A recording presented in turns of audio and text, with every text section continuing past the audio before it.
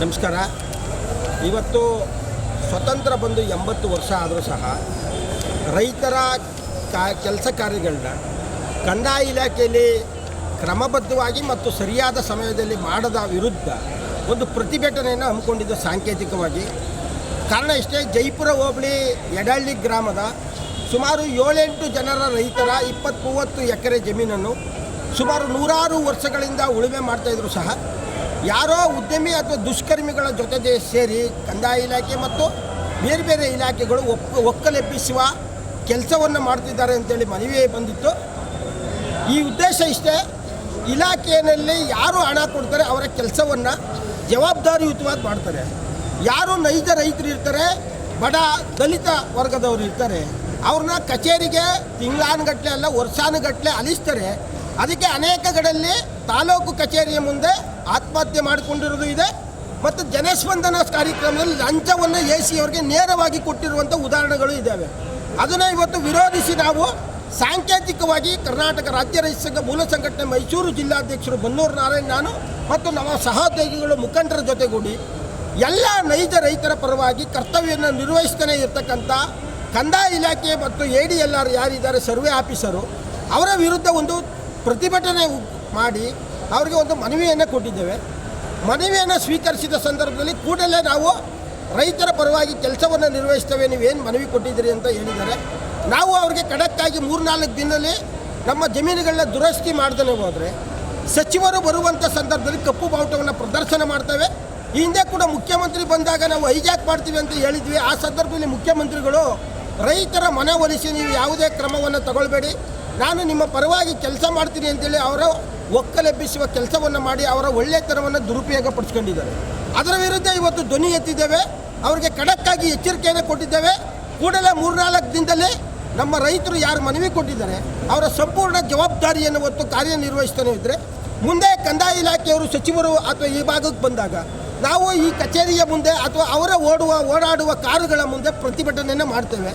ಅವರು ಕೇವಲ ಮೀಡಿಯಾ ಮುಂದೆ ಕೂತ್ಕೊಂಡು ನಾನು 1 ಕೋಟಿ ಖಾತೆಯನ್ನು ಮಾಡಿಸ್ತಾ ಇದ್ದೀನಿ, 1 ಕೋಟಿ ದುರಸ್ತಿಯನ್ನು ಮಾಡ್ತಾ ಇದ್ದೀನಿ ಅಂತ ಹೇಳಿಕೆ ಕೊಡ್ತಾ ಇದ್ದಾರೆ ಹೊರತಾಗಿ ಯಾವುದೇ ತಾಲೂಕು ಕಚೇರಿಗಳಲ್ಲಿ ರೈತರು ಅಲೆಯುವುದನ್ನು ತಪ್ಪಿಸ್ತಾನೇ ಇಲ್ಲ.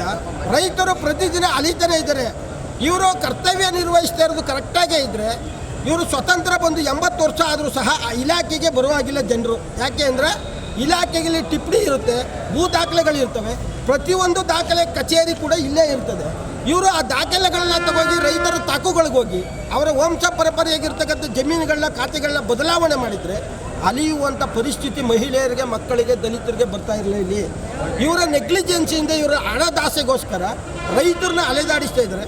ಮುಂದಿನ ಚುನಾವಣೆಯಲ್ಲಿ ತಕ್ಕ ಪಾಠವನ್ನು ಕಲಿಸಬೇಕಾಗ್ತದೆ. ಮತ್ತು ಈ ಮುಖಾಂತರ ನಾನು ಕಂದಾಯ ಸಚಿವರಿಗೆ ಎಚ್ಚರಿಕೆಯನ್ನು ಕೊಡ್ತಾ ಇದ್ದಾರೆ, ನೀವು ತಾಲೂಕು ಕಚೇರಿಗಳಲ್ಲಿ ವಾಸ್ತವ್ಯನ ಮಾಡಿ, ಆಗ ನಿಮಗೆ ನಿಜ ಬಣ್ಣವನ್ನು ಬಯಲಾಗ್ತದೆ ನಿಮ್ಮ ಇಲಾಖೆ ಏನು ಅಂತ. ಇದೊಂದು ಇಲಾಖೆ ಇಡೀ ರಾಜ್ಯದಲ್ಲಿ ಸರಿ ಹೋದರೆ ಅರ್ಧ ಪೊಲೀಸ್ ಸ್ಟೇಷನ್ನು ನೆಮ್ಮದಿಯಾಗಿರ್ತದೆ, ಅರ್ಧ ಕೇಸ್ಗಳು ಕೋರ್ಟ್ನಲ್ಲಿ ನೆಮ್ಮದಿಯಾಗಿರ್ತದೆ. ಈ ಇಲಾಖೆಗಳು 3 ಇರೋದಕ್ಕೆ 0 ಸೇರಿಸಿ 30 ಇರೋದಕ್ಕೆ 0 ತೆಗೆದು 3 ಮಾಡಿ ದಿನ AC ಕೋರ್ಟು DC ಕೋರ್ಟು ಅಂತ ಅಲಿಯುವಂಥ ಕೆಲಸವನ್ನು ಮಾಡ್ತಾ ಇದ್ದಾರೆ. ಮೊದಲನೇದಾಗಿ ಕಂದಾಯ ಸಚಿವರು ಇಲಾಖೆ ಅಧಿಕಾರಿಗಳಿಗೆ ಒಂದು ಕಾರ್ಯಾಗಾರವನ್ನು ಮಾಡಬೇಕು. ಆ ಕಾರ್ಯಾಗಾರದ ಮುಖಾಂತರ ಇವರಿಗೆ ಎಚ್ಚರಿಸಬೇಕು. ಆ ನಿಟ್ಟಿನಲ್ಲಿ ರಾಜ್ಯದ ರೈತರ ಪರವಾಗಿ ಕೆಲಸ ಮಾಡುವಂಗೆ ಆಗ್ರಹವನ್ನು ಮಾಡಬೇಕು ಅಂತೇಳಿ ರಾಜ್ಯ ಸರ್ಕಾರವನ್ನು ನಾನು ಎಚ್ಚರಿಸ್ತೇನೆ. ಮುಖ್ಯಮಂತ್ರಿಗಳು ತವರು ಜಿಲ್ಲೆಯೇ ಇದೇ ರೀತಿ ಆದರೆ ಜಿಲ್ಲಾ ಉಸ್ತುವಾರಿ ಮಂತ್ರಿಗಳು ಇಲ್ಲೇ ಓಡಾಡ್ತಾರೆ, ಅವರ ಗಮನಕ್ಕೂ ತರಲಿಕ್ಕೆ ಬಯಸ್ತೇನೆ.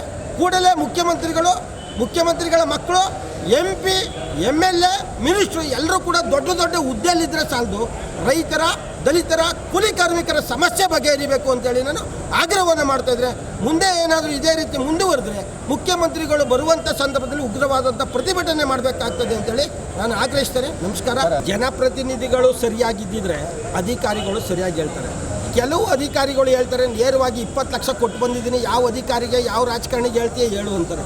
ಅಂಥ ಒಂದು ಮನಸ್ಥಿತಿಯ ಅಧಿಕಾರಿಗಳು, ರಾಜಕಾರಣಿಗಳು ಉದ್ಭವ ಆಗಿರೋದ್ರಿಂದ ಜನಸಾಮಾನ್ಯರು ಬಲಿಪಶು ಆಗಿದ್ದಾರೆ. ಮುಂದಾದರೂ ಈ ಅಧಿಕಾರಿಗಳು ಕಿತ್ಕೊಳ್ತಾನೆ ಇದ್ದರೆ ಜನರೇ ತಕ್ಕ ಪಾಠವನ್ನು ಕಲಿಸ್ತಾರೆ. ಮತ್ತು ಇವರು ಎಷ್ಟೋ 5 ವರ್ಷ ಇರ್ತಾರೆ ಅಷ್ಟೇ, ಅಧಿಕಾರಿಗಳು 55 ವರ್ಷ ಇರ್ತಾರೆ. ಇವರು ಸಂಬಳ ತಗೊಂಡ್ರೆ 1 ಲಕ್ಷ, 1.5 ಲಕ್ಷ, 2 ಲಕ್ಷ ತಗೊಳ್ತಾರೆ. ಅದ್ರ ಮೇಲೂ ಆ ಅಂಬ್ಲಿ ಕುಡಿಯೋ ರೈತರ ಹಣವನ್ನು ತಿಂದರೆ ಇವ್ರ ಮಕ್ಕಳು ಮರಿಗಳು, ಹೆಂಡತಿ ಮಕ್ಕಳು ಉಳಿಯಲ್ಲ. ಇವರು ಅಧಿಕಾರಿಗಳು ಕಣ್ಣೋರಿಸ್ಬೋದು, ರೈತರು ಕಣ್ಣೋರಿಸ್ಬೋದು, ಆದರೆ ಭಗವಂತನು ಕಣ್ಣೋರ್ಸೋಕ್ಕಾಗಲ್ಲ. ಇವರ ಕುಟುಂಬಗಳು ಜೀವನ ನೆಟ್ಟಿಗೆ ನಡಿಬೇಕು ಅಂದರೆ ರೈತರ ಪರವಾಗಿ, ದಲಿತರ ಪರವಾಗಿ ಕೆಲಸ ಮಾಡಬೇಕು, ನೊಂದವರ ಪರವಾಗಿ ಕೆಲಸವನ್ನು ಮಾಡುವಲ್ಲಿ ಯಶಸ್ವಿ ಆಗಬೇಕು. ಆ ನಿಟ್ಟಿನಲ್ಲಿ ರಾಜ್ಯ ಸರ್ಕಾರ ಮುಂದೆ ಇವರಿಗೆ ಎಚ್ಚರಿಕೆಯನ್ನು ಕೊಡಬೇಕು ಮತ್ತು ಆ ನಿಟ್ಟಿನಲ್ಲಿ ಕೆಲಸವನ್ನು ಮಾಡಬೇಕು ಅಂತ ನಾನು ಆಗ್ರಹವನ್ನು ಮಾಡ್ತೇನೆ. ನಮಸ್ಕಾರ. ರೈತರನ್ನು ಕಡೆಗಣಿಸುತ್ತಿರುವ ತಹಶೀಲ್ದಾರ್ ಅವರಿಗೆ